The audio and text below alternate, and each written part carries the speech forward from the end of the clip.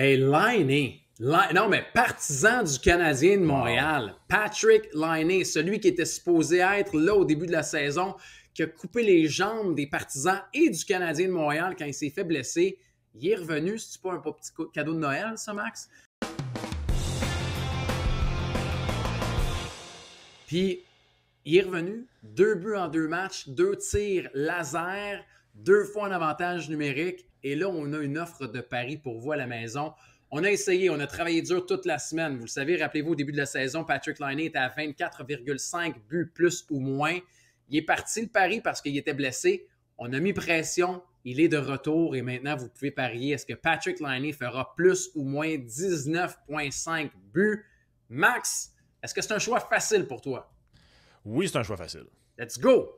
Bon, c'était un choix facile aussi en début de saison, tu me diras, et tu as raison. Je me suis peut-être planté, jusqu'à preuve du contraire. On ne sait pas. Je veux dire, t'étais au-dessus, j'étais en dessous. J'étais ouais, au-dessus, j'étais en dessous du 24,5, il faut dire initialement. Exactement. Mais là, j'ai fait mes recherches. Pour me réconcilier avec nos amis qui n'ont pas aimé mon commentaire politique, j'ai fait mes recherches. Patrick Laine, en carrière, c'est 0,427 buts par match. Ça, c'est 35 buts par 82. C'est en carrière. Ouais. C'est en carrière. C'est pas mauvais. J'aimerais ça avoir ce pace-là, personnellement. Juste dans ma ligue de bière, je serais content. Imagine dans la Ligue nationale de hockey. D'abord, je serais pas juste content, je serais millionnaire. Ça serait le fun. Multimillionnaire.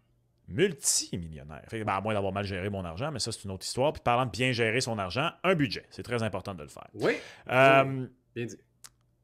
58 matchs, donc ça, c'est le maximum qu'il peut jouer cette année. On est d'accord? Oui, parce exactement. qu'avec les matchs qu'il a ratés, il peut en jouer 58. Mais à 0,427 buts en moyenne, sais-tu qu'est-ce que j'aime là-dedans, Gonzo? Qu'est-ce que t'aimes?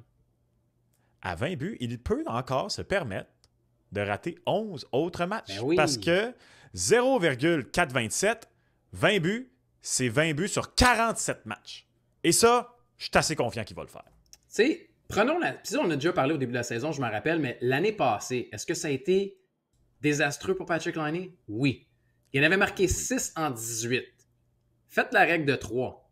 C'est 1 but aux 3 matchs. Si jamais cette année, il fait 1 but aux 3 matchs, il s'approche du 20. C'est presque 19. Fait que, moi, honnêtement, je n'exclus même pas encore le 25. Non, mais c'est pour ça que si jamais il marque 1 but aux 3 matchs, il va être à côté du 20. Donc, vous avez besoin de 20 buts pour gagner votre pari s'il en marque 1 aux 3 matchs. Patrick Laine, son défi, c'est pas il va-tu en marquer 20, c'est est-ce qu'il va en jouer 58.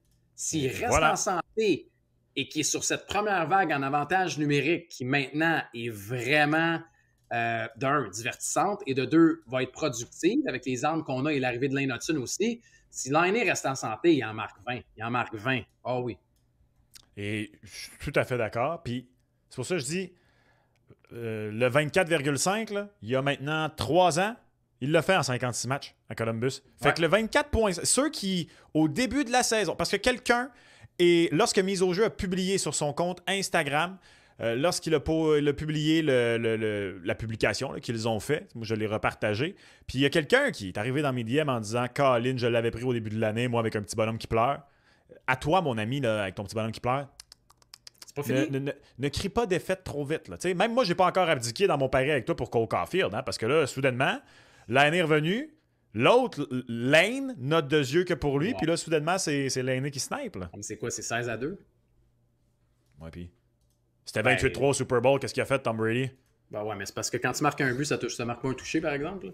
Non, ça c'est un bon point. Puis tu comparer Laine à Tom Brady. Je l'adore, Laine, là, puis oui, il est catapulté comme étant le héros national là, depuis 2 matchs, mais tu dois quand même comparer à Tom Brady. Oui, mais c'est pas grave. C'est correct. Tu as bien essayé de le vendre. Oui, une match très forte. Mais je suis d'accord avec toi. Je décourage. Le 24,5, en fait, notre ami qui t'envoie le commentaire, c'est parce que lui, il se dit, ben là, j'aurais pu avoir la même cote aujourd'hui avec un. Là, il faut dire aussi que quand c'est sorti cette semaine, il n'y en avait pas encore marqué. Et là, avec les 2 buts en 2 matchs, le au-dessus de 19,5 a déjà légèrement baissé. Initialement, c'était 1,85 et 1,85, que ce soit plus ou moins. Et là, maintenant, le au-dessus de 19,5 a légèrement baissé à 1,75 pour la cote. Oui, tout à fait. Fait que les deux, on est au-dessus? Les deux, on est d'accord. C'est rare qu'on est d'accord sur des... C'est quasiment mauvais signe. Ouais. On se bat contre les blessures, Max, parce que un genou, c'est quand même...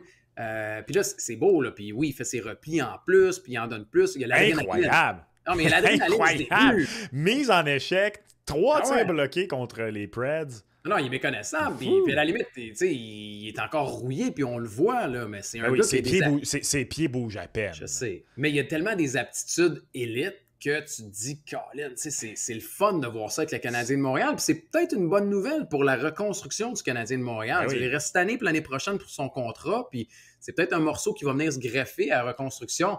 Mais le gros défi, c'est la santé. Le genou, est-ce qu'il va tenir? Est-ce qu'il est capable? Parce que sinon, le reste, on dirait qu'il s'est bien greffé au groupe, il est accepté, il se sent bien. Je veux dire, des petites blagues. Ben, Max, on a vu Nick Suzuki célébrer cette semaine après un but. Je veux dire, on n'a jamais vu ça. Toi, Nick Suzuki, là, je le sais pas, puis c'est le Père Noël, puis il t'a mis sa liste des enfants pas gentils. Là.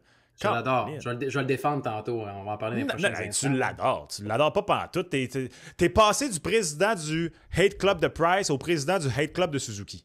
Non, voilà. Non, j'aimerais voir plus d'émotion, mais ça fait pas de moi un détracteur de Nick Suzuki, je veux dire. Tu le sais, là. J'ai souvent défendu Nick en plus. Pas mal défendu. Les deux, on est d'accord sur Laine. Les deux, on est d'accord. Moi, c'est que...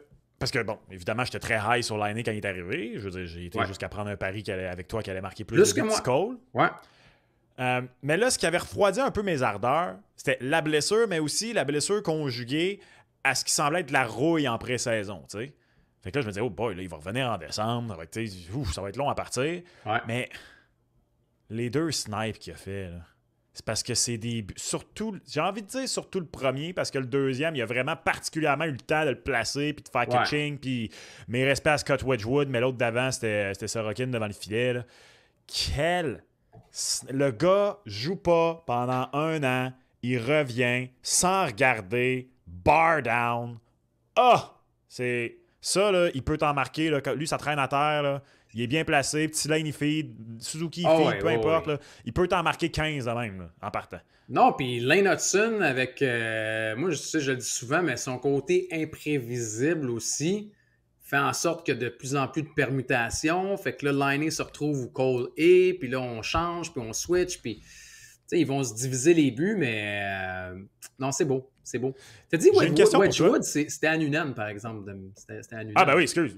Il a été changé un pour l'autre. De là, la référence de Wedgwood, parce qu'ils ont été changés un pour l'autre. Mais le pire, c'est que dans ma tête, j'ai dit Wedgwood en me disant, oublie pas, il y a eu un échange. Mais non, il a été échangé. En tout cas, il y avait encore ses pads couleur Colorado. J'ai compris, Max, mais je me disais, si jamais quelqu'un envoie un commentaire, on va rectifier quand même. T'as bien fait. Mais tu parles de ça, de Hudson et tout ça, du côté... Ouais. D'un point de vue purement sur papier, faisons fi des résultats parce que quasiment à lui seul, Andrei Markov a déjà placé le Canadien en avantage numérique très haut dans les meilleurs avantages numériques de la LNH. Là. Avec n'importe qui recevait ses passes. Là. Ouais, c'était fou.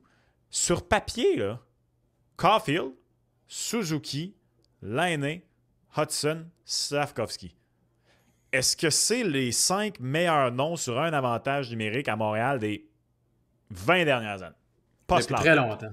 Depuis très longtemps. Surtout au niveau de l'attaque, Max. Colin, on le dit souvent, le Canadien manque cruellement d'aptitudes naturelles offensives. Là, t'en as pareil. T'as des tireurs élites. Lane Hudson t'amène un côté... c'est quand la dernière fois qu'on a eu ça? Ben, moi, pour vrai, là, Gonzo, là, parce que même si je pense à quand le Canadien a eu des bonnes années... Ouais. Tu sais, OK, peut-être aux alentours de 2010, mettons, s'il y avait Camilleri, Gionta, Subban, Markov, Gomez, puis même à ça, quand Subban est réellement arrivé, parce qu'il est arrivé pour de vrai en série 2010, Gomez était plus bon. Ben c'est ça, c'était des noms, mais ils n'étaient pas à leur apogée non plus. Puis là, tu vas me dire, bon, Laine ne l'est pas encore, parce que, bon, il est jeune, mais il a perdu du lustre. En théorie, il serait supposé l'être. Mais je te dirais, peut-être les 2 noms les plus marquants ou les plus dominants d'avantage numérique chez le Canadien de Montréal dans les... Tu as eu Subban qui a été instrumental, tu as eu Markov, puis tu as eu Kovalev. Mais après, moi, le reste... Camilleri nous a fait vivre des belles affaires parce qu'avec son fameux tir sur réception avec un genou à terre, mais on collectionne pas les performances grandioses en avantage numérique là, chez le Canadien de Montréal. C'est... Puis j'insiste sur pourquoi je disais sur papier, parce que c'est ça, c'est que là, sur papier, ce que ça dit, c'est Canadien a rarement eu autant de talent. Là, après ça, vous allez dire, ouais, mais son 30e, c'est un très bon point. Mais quand même, il y a des raisons, au moins, là, à l'approche des fêtes, de sentir un peu de magie. Puis de se mettre un bon film Hallmark Christmas. Là. Moi, je te dirais, Max, d'un, je regarde pas les films Hallmark. Tu devrais. Ouais, tu penses? C'est un petit peu trop soft pour moi. J'ai jamais fait ça de ma vie, mais là, ma blonde fait ça, elle, puis je me suis rendu compte. Parce que c'est so bad, it's good. C'est vraiment so bad, it's good. Je vais essayer. Ouais. Je vais essayer. Ouais. Mais tu vois, on a parlé d'Hallmark, puis je pense que j'ai perdu mon deuxième point. Ce qui est plate, c'est que c'est le deuxième point qui est important et non pas le premier. Mais non, mais c'est pas grave. C'est pas grave. Mais je parlais de l'avantage numérique du Canadien. Ça va me revenir. Subban, Camilleri. Ouais. Non, il est vraiment parti loin. Mais quand il va revenir, je vais m'en vouloir. On n'a jamais eu autant de talent. C'est pour ça, même si le Canadien est 30e. Le Canadien, je l'ai retrouvé. Tu vois, ça revient vite quand même. Ce que je dis, c'est qu'au moins, on parle, là, ça a été 2 victoires, fait que le Canadien est content, mais je sens que les joueurs ont retrouvé une petite étincelle avec le retour de Laine, puis je me dis, espérons que ce groupe-là ne se fasse plus rincer comme il l'a fait.